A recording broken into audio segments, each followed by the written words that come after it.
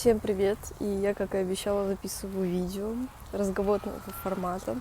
Хотела бы сегодня вам рассказать о своих переклинах башки, когда происходит аномальная жара в моей жизни. Из последнего, что у меня случилось, я спала у бабушки в комнате непроветриваемой, в которой нет открытого окна, выходящего на улицу, в темной комнате, отдаленной от окон, как я уже и сказала.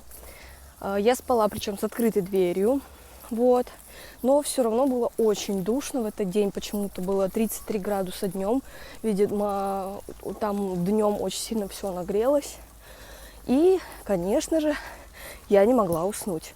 Не придавала никакому этого значения, думала, да ладно, подумаешь, не могу уснуть, сейчас чуть-чуть полежу и усну. И вечером, в принципе, когда было душно очень в комнате, я не думала, что это мне как-то помешает уснуть, потому что у меня вообще со сном проблем нет обычно. Буду рассказывать и задыхаюсь. Мне сейчас подошел мужчина, кстати, не русской национальности, и спрашивает: знаете, девушка, нам вот жилье нужно, чем вы можете нам помочь? Я говорю, я не знаю, сама невестная. Кстати, сейчас в Ярославле нахожусь, я, по-моему, уже рассказывала в предыдущем видео. Но это максимально смешно. В итоге-то меня насторожило то, что в какой-то момент у меня на потолке в полной кромешной темноте начались шевелиться какие-то большие цветы, которых их там в помине не было. Я сразу поняла, что это не true, как бы. Это что-то не так. Я такая потрясла головой, я поняла, что я как бы не сплю. Может быть, я, конечно, уже в тот момент немножко засыпала, и мне начала казаться какая-то фигня. Но я потрясла головой, я, также это видела, а потом они пропали резко. После этого у меня начался продолжительный кашель, где-то в районе 20 минут я просто задыхалась, реально. То есть у меня либо спазм какой-то случился, но я не болела, то есть никаких признаков болезни не было, ни горла, ничего, просто начала кашлять без остановки. После этого я, конечно же, испугалась.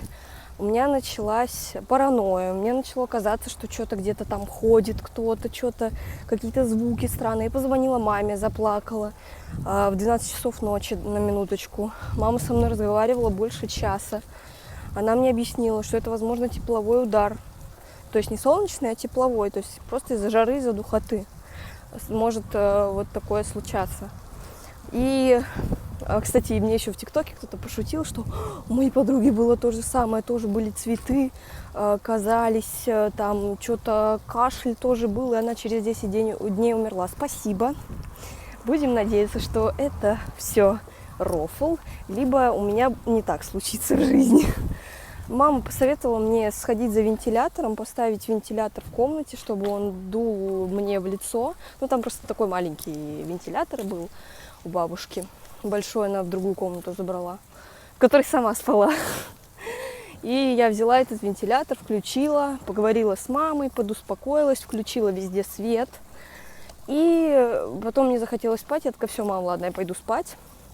И я как-то уснула. Через час встала бабушка, начала спрашивать, почему везде свет включен. Выключила свет, и я спокойно уснула, без паранойи вроде почти. Может, там минималка была какая-то паранойя.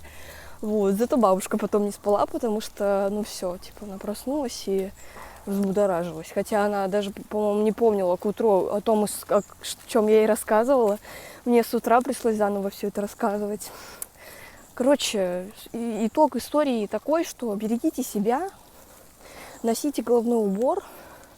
Я просто в парке хожу, постоянно гуляю. Поэтому, я хожу без головного убора, красуюсь. А вообще носите головной убор, не перегревайтесь, мочите голову, умывайтесь. Вообще просто охлаждайтесь водой, вентиляторами закупайтесь, кондиционерами.